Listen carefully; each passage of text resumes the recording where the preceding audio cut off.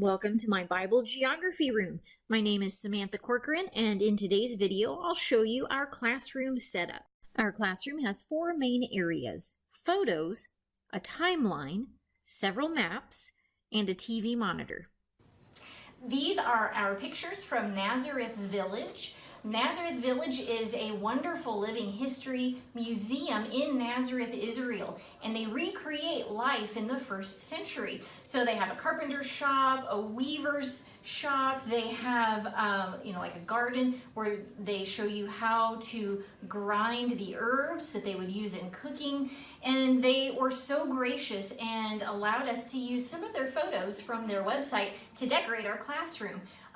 We love to show these to the kids when we learn about Jesus's life in the first century, because this gives us a glimpse of what life might have been like for little Jesus. We use this timeline in every class to set the story so the kids know when we are in time. This is made by Rose Publishing, and I'll put the link in the description of the video.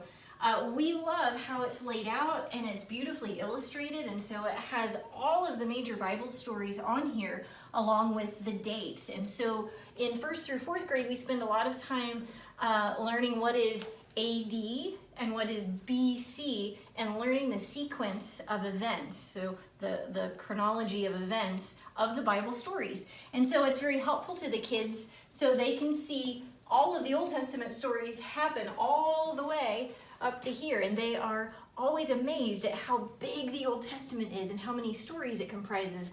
And then we have our New Testament here on this side of the timeline. So every class period, we look at our timeline and place the story in its context in history.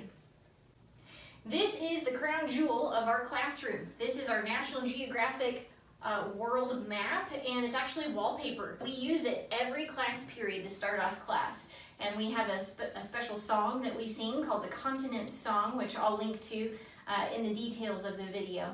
But we sing the continent song, we point to each continent as we sing it, and it gives the kids a good reference. We talk about where our missionaries are located, like what continent they are on, and so we give them a frame of reference for where all of the Bible stories happen, but we do it by continent for 1st through 4th grade, so they can see where in the world we are, and then we can focus in on the details of the specific location.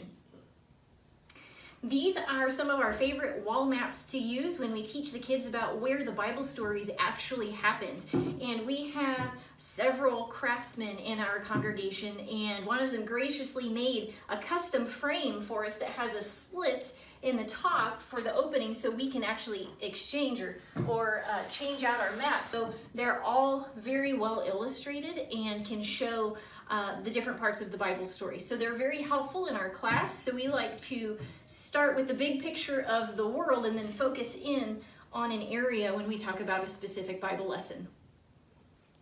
In our geography class, we love to use the TV monitor and show Google Earth.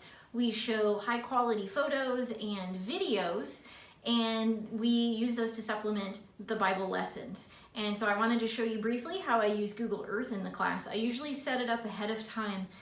Sometimes doing Google Earth on the fly, if you're not used to it, can be a little sketchy. So I have it showing North America right now. I always start at our location so the children can have their point of reference, like here we are, and now what direction do we go to get to where the Bible story is at. And so in this case, we're going to go visit Mount Ararat to see where Noah's Ark landed.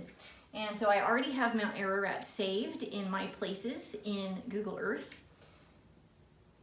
And when I double click it, it will magically fly us there, and an information box will pop up to give you information about the site. And there is Mount Ararat.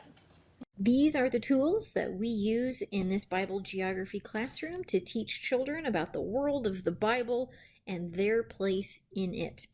I hope you found some ideas that were helpful to you or new things that you learned. Stay tuned for more videos with specific Bible lessons, and in each video I'll show you how I apply all of these tools. Look at the description of this video so that you can see all of the resources that I used and links on where you can find them. If you like what you've seen in this video today, please subscribe.